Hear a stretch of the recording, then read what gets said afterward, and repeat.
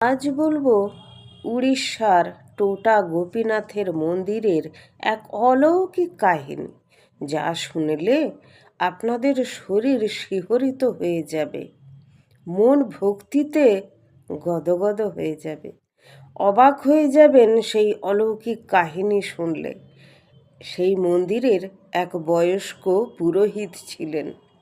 সেই পুরোহিত মশাই নিত্যদিন গোপীনাথের রাধা মাধবের সেবা করতেন খুব নিষ্ঠা সহকারে, খুব নিষ্ঠা দিয়ে পুজো করতেন।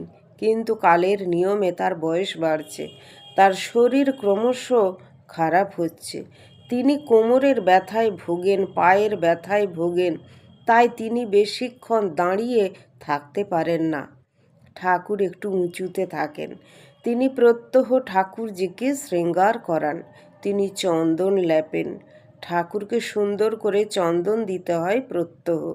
কিন্তু তিনি এমনভাবে চন্দন দেন, কোনোদিন ঠাকুরের দুটি চোখ চন্দনে বুজে যায়, কোনোদিন নাকে ভর্তি হয়ে যায়, গালে ভর্তি হয়ে যায়।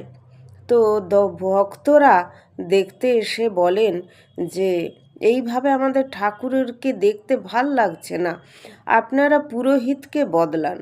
এই পুরোহিতের এত বয়স হয়ে গেছে, ঠাকুরজিকে এভাবে চন্দন দিচ্ছেন, এটা তো দেখতে খারাপ লাগছে। এখন মুশকিল হচ্ছে, চন্দনটা দেবার সময় কিন্তু বোঝা যায় না।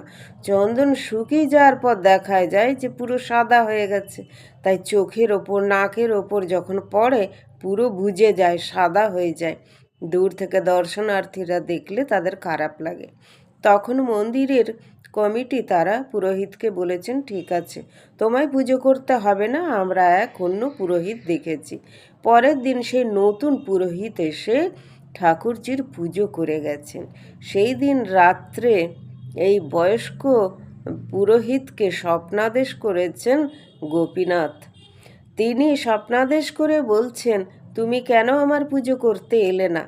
তুমি কি তোমার ঠাকুরজিকে ভুলে গেছো? তুমি কি তাকে আর ভালোবাসো না?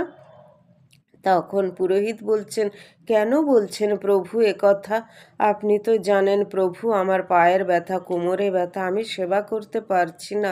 আপনার চোখে মুখে চারিদিকে চন্দন লেপা হয়ে যাচ্ছে। তখন বললেন, যা হবে হবে, তুমি যেভাবে আমার পুজো করবে আমি তাতেই সন্তুষ্ট হব। তুমি কালকে অবশ্যই আমার পুজো করবে। পুরোহিত ঝরঝর করে কেঁদে ফেলেছেন। স্বয়ং ভগবান তাকে স্বপ্নাদেশ করেছেন তার পুজো নিতে।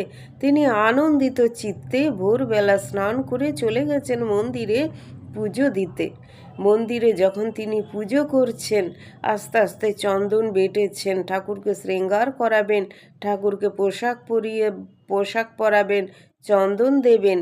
তিনি ফুল টুল সমস্ত ঠিক করে পুজো করে যখন চন্দন নিয়ে গেছেন ঠাকুরের কাছে, অবাক কাণ্ড দেখছেন, ঠাকুরজি নিচে বসে আছেন।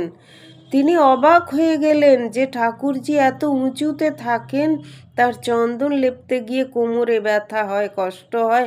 তার কষ্টের কথা ভেবে স্বয়ং ভগবান, স্বয়ং গোপীনাথ নিচে বসে আছেন।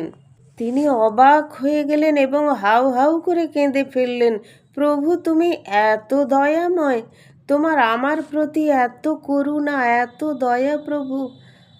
আমি এত ভাগ্যবান যে আমার হাতে তুমি পুজো নিতে এতটাই খুশি। তিনি আনন্দিত চিত্তে প্রভুকে শৃঙ্গার করলেন, সুন্দরভাবে চন্দন পরালেন। তখন ভক্তরা এসে দেখলেন যে ঠাকুরজিকে খুব সুন্দর করে সব কিছু পরানো হয়েছে। তারা অবাক হয়ে গেলেন, কিন্তু তারা ভেতরের ব্যাপার জানলেন না। জানলেন সেই পুরোহিত মশাই। তিনি হাউ হাউ করে অঝোর নয়নে কেঁদে ফেললেন। ভগবানের এমনই লীলা, এমনই মহিমা। আসলে কি, তিনি চান যে তাকে কেউ আন্তরিকভাবে করুক, আন্তরিকভাবে পুজো করুক, আন্তরিকভাবে তার সেবা করুক। তিনি শুধু সেবাটাই গ্রহণ করেন, তিনি আর কিছু গ্রহণ করেন না। তিনি চান না নতুন কিছু, তিনি পুরনোতেই খুশি, কিন্তু আন্তরিকতা, এটাই তার পছন্দ। রাধে রাধে, হরে কৃষ্ণ।